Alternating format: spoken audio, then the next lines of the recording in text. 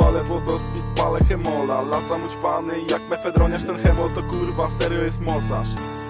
Serio jest mocarz, wszystkie pierwiastki w jednej samarce. Mały i Dexter już na Jamajce. Weź Pablo nam kurwa kopnij po fajce. Kopnij po fajce. Kurwa, jak dobre! Nachwal się chłopcze z nami.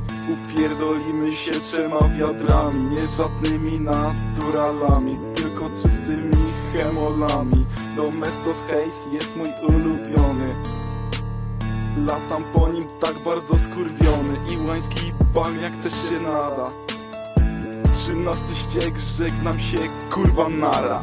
Lecimy z ziomami, co drugi tu jest doradcą. Ja kupuję, więc mam władzę. Ja kupując jestem władcą.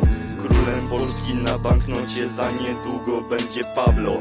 Wychowanek Dexa, żeby była jasność. W naszej dżungli trochę chemii. To nie czyścioch, tylko ścieki. Szybciej zamykam powieki, zanim mnie wykręci.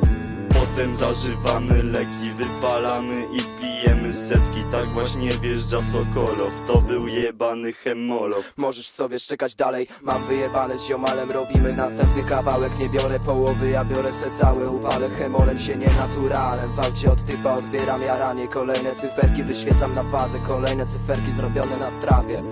Ej, jak suka szczeka to pałą zatykam jej papę. Posłuchaj świecie, bo Dexter już wchodzi na mapę. Tak jak bumungiem zakręcę ja sobie tym trapem. Dzwonię na numer, a zioło ogarnia mi.